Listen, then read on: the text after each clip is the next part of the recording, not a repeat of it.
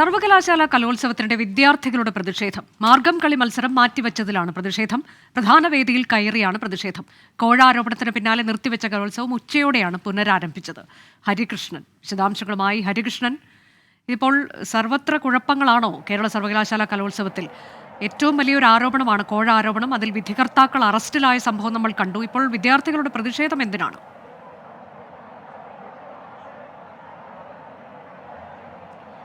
അനുജ, ഈ കേരള സർവകലാശാലയിൽ ഈ കോഴ ആരോപണവുമായി ബന്ധപ്പെട്ട ഇന്ന് ഉച്ചയോടുകൂടിയാണ് ഈ കലോത്സവങ്ങൾ പുനരാരംഭിച്ചത്. അതിനിടയിലാണ് വീണ്ടും വിദ്യാർത്ഥികൾ പ്രതിഷേധിച്ചത്. ഇപ്പോൾ നമുക്ക് ഈ കാണാൻ പറ്റും, ഞാൻ ഈ മെയിൻ വേദിയിൽ, അതായത് പ്രധാനപ്പെട്ട വേദിയുടെ മുമ്പിലാണ് നിൽക്കുന്നത്. ഇവിടെ ഈ വിദ്യാർത്ഥികൾ പ്രതിഷേധിച്ചിരിക്കുകയാണ്. ഇപ്പോൾ ഈ സ്റ്റേജിൻ്റെ ഈ മുൻ വശം അടച്ചിട്ടിരിക്കുകയാണ്. ഇതിന് പിറകിൽ വിദ്യാർത്ഥികൾ സംഘാടക സമിതിയുമായി സംസാരിക്കുകയാണ്. ഈ വിദ്യാർത്ഥികൾ പ്രതിഷേധിച്ച് മറ്റു മത്സരങ്ങൾ നടത്താനായി വന്ന സമയത്താണ് ഈ വിദ്യാർത്ഥികൾ സ്റ്റേജിൽ കയറി മറ്റു മത്സരങ്ങൾ നടത്തില്ല എന്ന് പ്രതിഷേധിച്ച് കയറിയത്. അതായത് ഇവർ പറയുന്ന പ്രധാനപ്പെട്ട കാര്യം എന്ന് പറയുന്നത് ഈ മാർഗം കളി മത്സരം ഇതുമായി ബന്ധപ്പെട്ട് മാറ്റിവെച്ചിരുന്നു. അതായത് കോഴ ആരോപണവുമായി ബന്ധപ്പെട്ട് മാറ്റിവെച്ചിരുന്നു.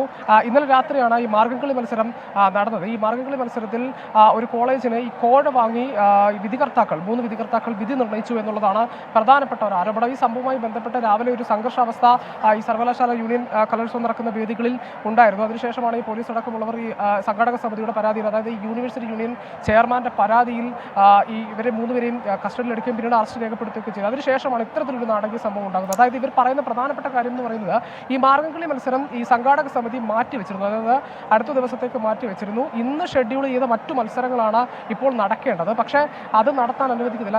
അതിന് പ്രധാനമായും പറയുന്ന കാര്യം, ഈ കുട്ടികൾ ഈ മാർഗംകളി മത്സരം മുഴുവനായി നടന്നതാണ്. ഇനി ഒരിക്കൽ കൂടി മാർഗംകളി മത്സരം നടത്താൻ സാധിക്കില്ല. കാരണം അവർ ഓരോ തവണയും മാർഗംകളി മത്സരം നടത്തുമ്പോൾ അവർക്ക് ഓരോ വിദ്യാർത്ഥിക്കും 2000 രൂപ വെച്ച് അടയ്ക്കേണ്ടതായിട്ടുള്ള ആവശ്യമുണ്ട്. അത് ആ പണം ഇല്ലാത്തതിനാലാണ് ഇനി ഇത് സാധിക്കാത്തത്. ഏതായാലും മാർഗംകളി മത്സരം ഡിസ്ക്വാളിഫൈഡ് ആയതുകൊണ്ടാണ് പിന്നീട് ആ മത്സരം വീണ്ടും കണ്ടക്ട് ചെയ്യാനായി സംഘാടക സമിതി തീരുമാനിച്ചത്. പക്ഷെ അത് നടത്താൻ സാധിക്കില്ല.